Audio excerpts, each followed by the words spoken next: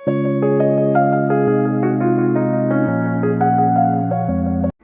اللہ الرحمن الرحیم۔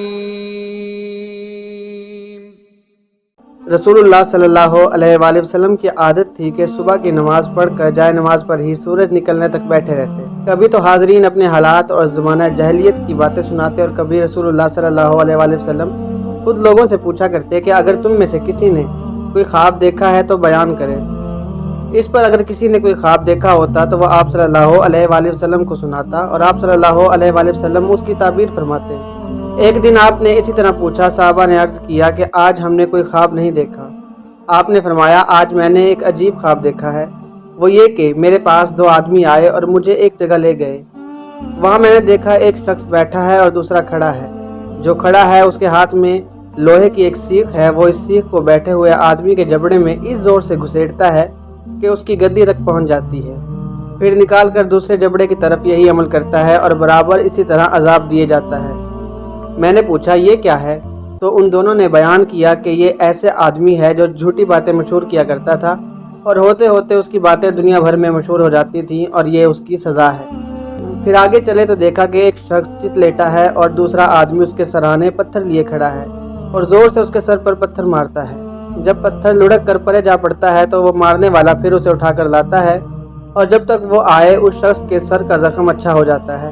واپس آ کر پھر وہ اسے پہلی طرح سر پر پتھر مارتا ہے۔ غرض اسی طرح ہوتا رہتا ہے۔ میں نے پوچھا کہ یہ کیا ہے؟ تو میرے ساتھیوں نے کہا کہ یہ وہ شخص ہے جسے اللہ تعالیٰ نے قرآن کا علم دیا تھا، مگر یہ نہ رات کو قرآن پڑھتا نہ دن کو اس پر عمل کرتا تھا۔ اب اس کو برابر یہی سزا ہوتی رہے گی۔ پھر ہم آگے چلے تو ایک غار دیکھا جس کا منہ تنگ تھا، مگر اندر سے اس کی بہت جگہ تھی۔ اس میں آگ جل رہی تھی اور اس آگ میں ننگے مرد اور ننگی عورتیں جل رہی تھیں۔ جب آگ زور سے بھڑکتی تو وہ لوگ اس کے شعلوں کے ساتھ اچھلتے تھے۔ میں نے پوچھا یہ کون لوگ ہیں؟ تو مجھے بتایا گیا کہ یہ بدکار لوگ ہیں۔ پھر ہم آگے چلے تو دیکھا کہ ایک خون کی نہر ہے جس کے بیچ میں ایک آدمی کھڑا ہے اور ایک آدمی اس کے کنارے پر کھڑا ہے۔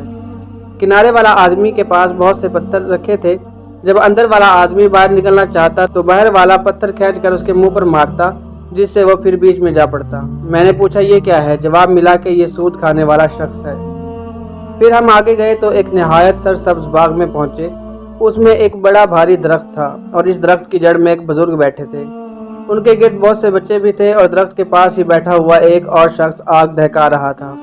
میں نے پوچھا کہ یہ کون ہے؟ جواب ملا کہ یہ بزرگ حضرت ابراہیم علیہ السلام ہیں، اور بچے جو ان کے گرد ہیں وہ بچے ہیں جو چھوٹی عمر میں معصوم مر گئے ہیں، اور یہ شخص جو آگ دہکا رہا ہے یہ دوزخ کا داروغہ جس کا نام مالک ہے۔ پھر میرے دونوں رفیق مجھے اس درخت پر چڑھا کر لے گئے۔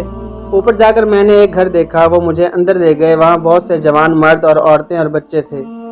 پھر اس گھر سے نکل کر مجھے درخت کی دوسری شاخ پر لے گئے۔ وہاں بھی ایک گھر تھا اور بہت شاندار اور خوبصورت تھا، اور اس میں بہت سے بوڑھے اور جوان تھے۔ میں نے پوچھا یہ گھر کیسے ہیں؟ میرے ساتھیوں نے کہا پہلا گھر تو عام جنتوں کا ہے اور دوسرا شہیدوں کا۔ پھر میں نے پوچھا کہ تم دونوں شخص کون ہو؟ انہوں نے کہا کہ ہم جبرائیل علیہ السلام اور میکائیل علیہ السلام ہیں، اور انہوں نے مجھے کہا کہ ذرا اپنا سر اٹھا کر دیکھیے۔ تو میں نے دیکھا کہ بادل کی طرح اوپر کوئی چیز ہے۔ میں نے کہا یہ کیا؟ انہوں نے کہا کہ یہ آپ کا گھر ہے۔ میں نے کہا ذرا مجھے اس میں لے چلو۔ انہوں نے کہا ابھی آپ کی زندگی کچھ باقی ہے، اگر باقی نہ ہوتی تو آپ اسے دیکھ لیتے۔ ناظرین، اگر آپ کو ہماری ویڈیوز اچھی لگتی ہیں تو ہمارے چینل کو سبسکرائب کریں اور کمنٹ سیکشن میں اپنا فیڈ بیک بھی ضرور دیں۔ بہت شکریہ۔